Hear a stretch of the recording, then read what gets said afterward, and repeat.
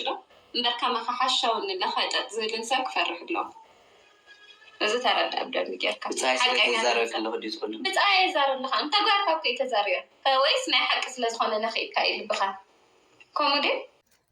سلام نعيلي اللي channel يوتيوب تخطاتلتي كمين كنيهم نحنا ليهم سلام يعني እግዚአብሔር አምላክ መስገን ጽባለሁ ከምታ ያነ ጽበቅ ዘለኹ ንስኹም በብ ዘለኹም ጽበቅ ትሉ ይምንይልኩም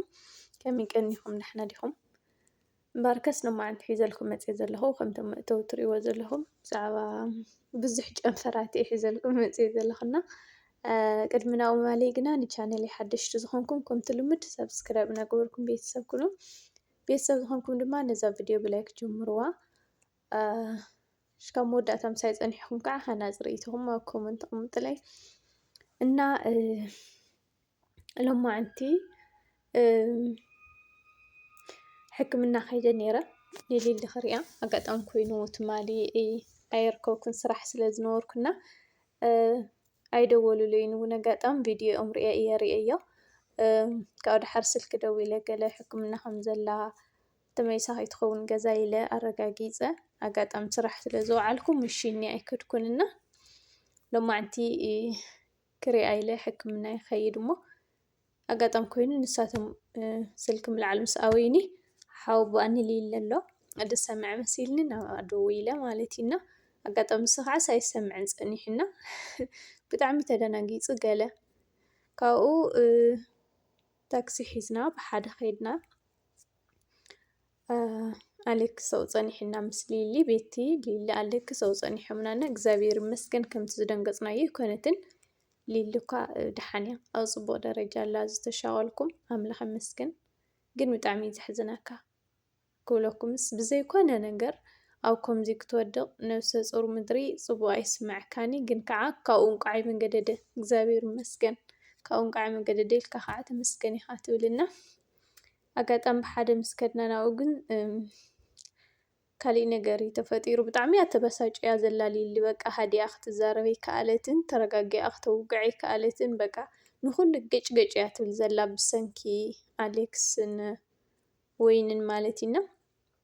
መጀመርታ ወይንን ሊልን ስለ ዝተዓረቃ ይቅርታ ስለ ዝተሃሃላ ብጣዕሚ ደስ ኢልኒ ብጣዕሚ ማለት እዩ ግን ብድሕሪ እዚ ዝኾነ ነገር ተፈጢሩ ሓው ባኣኒ ሊሊ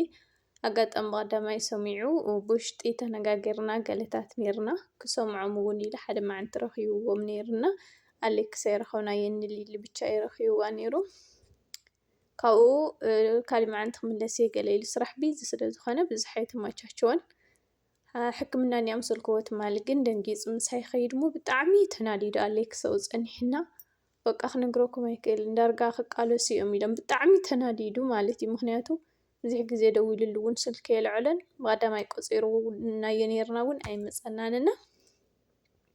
ብጣዕሚ ተናዲዱ ዝሓወቡኡ ዳርጋ ክወቅዖሲ ኣይፀለአን ክብለኩም ደሊ በቃ ብጣዕሚ ተናዲዱና ድሕሪ ሕዚ ዝኾነት ነገር እንተተፈጢራ ዝኾነት ካብዛ ሓዳርካ ወፃኢ ምስዛ ምትዘራ ዘለካ ቆልዓ ክትዘውር እንተሪኤካ ናይ መወዳእታ መጠንቀቕታ ሂበካ ኣለኹ ኢሉ እዩ ኣጠንቂቕዎ ብጣዕሚ ማለት እዩ ከደንግፀካ ማዓት ከፍርሐካ ማዓት ኢና ከምኡ ኢለ ኣጠንቂቕዎ ሓቂ እዩ ማለት ጥንስቲ ሰበይቲ ጥንስቲ ቆልዓሲ ኣብ ክንዲ ካሊእ ነገር ካልኦት ነገራት እንታይ ክትደሊ እንታይ ጎዲሉኪ እንታይ ክገብረልክ ምባለሲ ፍቀድኡ ሕክምና ከርትት ክትብላ ብሰንኪካ ሰጢዑ ምልካድ እዩ ንሕና ሱቕ ተበልናኮ ኣብ መንጎ ሓዳር ካሊእ ሰብ ምእታው ኣየድልዮምን እስከ ፅባሕ ሎሚ ባዕሎም ክዕረቑ እዮም እስከ ፅባሕ ሎሚ ባዕሎም ነገራት ተጋፊሖምሲ ይጋፍሑ እዮም እሞ ባዕሎም ተተዓረቑ እስከ ኢልና ኢና ፀጥ ኢልና እምበር ደስ ኢልና ከይኮነን ካብኡ እውን ቆልዑን ግዛዕን ሒዝካ ምስቲ ስራሕን ገለን ብዙሕ ስለ ዘይምቸየካ ካብኡ ከዓ ሓዳር ኢለ ክረኽበኩም ስለ ዝደለኹ መዓንቲ ሒዘ እየ እምበር ዘይተሰምዐኒ ኣይኮነን ሎሚ ሕክምና ኣትያ ምስ ተባሃልኩ ግን ብጣዕሚ እየ ደንጊፀና ድሕሪ ሕዚ ዝኾነት ነገር ምስ ትፍጠር ጓል ሓወይ ሒዘ እየ ክኸይድ ኢሉ እዩ ብጣዕሚ ተናዲዱና ንወይኑ ውናይ ደው ኢሉ ስልኪ ሃበኒ ገለ ኢሉ ኣይፈልጣን ነይሩ ኣነ ብቪድዮ ኤሪአየ ሓንቲ መዓልቲ እምበር ኣይፈልጣን ኢሉ ሊሊ ኣውጊዓቶ ሽዑ ኩሉ ነገራት ብቐዳማይ ሰው ኢሎም ብዝኾነ ነገር ከም ዝተሰሓሓው ገለ ይሰምዑ ነይሩ እምበር ማዕረ ክንዲዚ ምስ ጓል ከይዱ ምናምን ምዃኑ መወገሲ እዩ እንታይ እዩ ከመይስ ኣይሰምዐን ነይሩ እና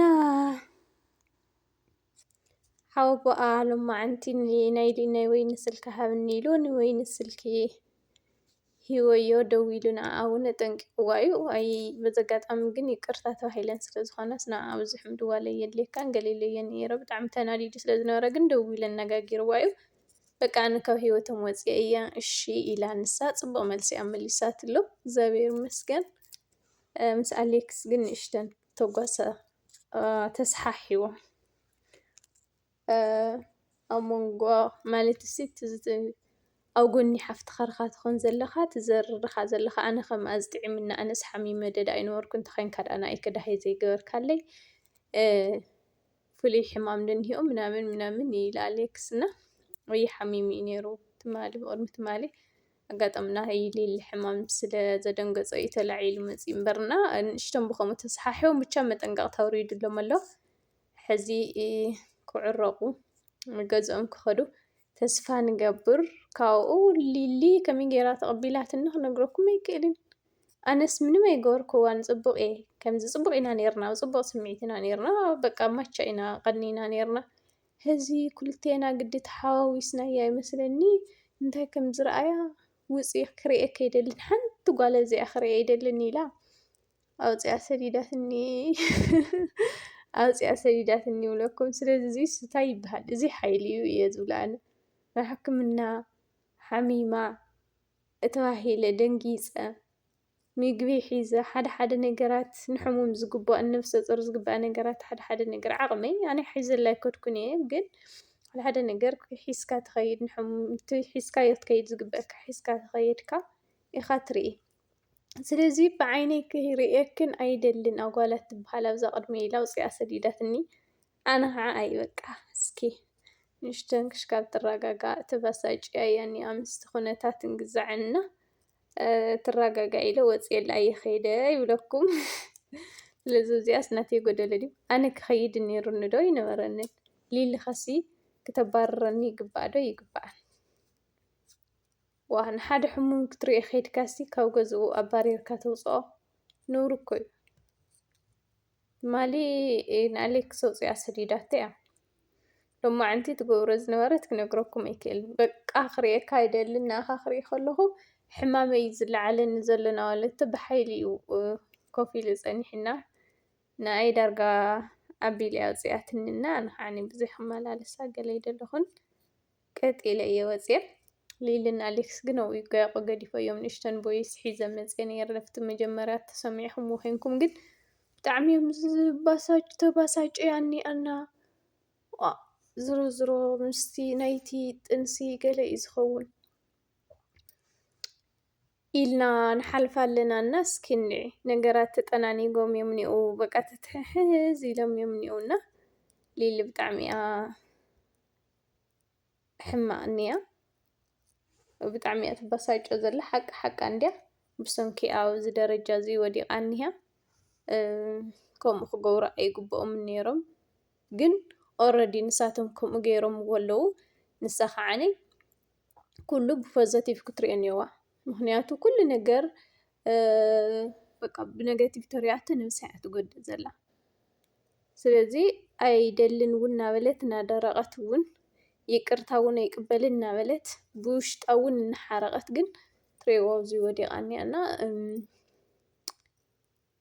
ብጣዕሚ እዩ ዝገርመኩም ስለዚ ከቢድ ነገር እዩ ተፈጢሩ እኒኦ ብቻ እስኪ ነገራት ክስተኻኸሉ ተስፋ ንገብር ዝሮ ግን ንእሽተን ሓበሬታ ክበኩም ኣብ ኮመንትናታቶም ብዙሓት ሰባት ተሻቒልኩም ስለዝነበርኩም ንእሽተን ሓበሬታ ክበኩም ኢለ እየ መፅየ ሊለው ፅቡቕ ደረጃ ኣላ እግዚኣብሔር ይመስገን ደሕና እያ ከምቲ ዝብለኩም ብዙሕ ይፀንሕ ክነኡ ቀልጢፈ እየ ወፅየ ብቻ ግን ኣብ ፅቡቕ እያ ዘላ ብደንቢ ከምቲ ትማሊ ቪድዮ ናቶም ዝረኣኹምዎ ኣይኮነን ሕዚ ብደንቢ እያ ተስተኻኺላ ሓውያ እያ ዘላ ድምፃ እውን ፍቲ መእተዊ ሰሚዕኹምዎ ትኮንኩም ድምፃ ፅቡቕ ኣሎ ካብኡ ንእሽተን ተዓዚብኩም ትኾኑ ኢኹም ክብለኩም እደሊ እና በቃ ብቐጻሊ ቪድዮ ሽካብ ንራኸብ ሰሰናይ ንዓኹም ብሩኽ መዓልቲ ንቻነል ሓደሽቲ ዝኾንኩም ሰብስክራይብ ከይገበርኩም እቲ ይርኣይዎ ነቲ ቪድዮ ሽካፈ ምሳይ ስለ ዝፀንሕኹም ቴንኪ ላይክ ከዓ ግበሩ ኢኹም ካብኡ እግዚኣብሔር የቕልለልኪ ይቅርታ ግበርሉ በልዋ ንዓይፍኳ ፀገም የለን ቀስ ኢልና ክንረዳዳ ኢና ባዕለይ ቀስ ኢለ ምስ ተረጋገአት ደጊመ ክኸይደ ይቅርታ ክብላየ ችግር የብሉን ምስ ወይኒ ከዓ ይቅርታ ተባሃሂለን ኣለዋ እግዚኣብሔር ይመስገን ሳሌክስ ግን ተዓረቑ ይቕለልኪ ኢልኩም ፀሓፍ ኢኹም እና ሰሰናይ ንኣኹም ባይ ባይ ቴንኪዩ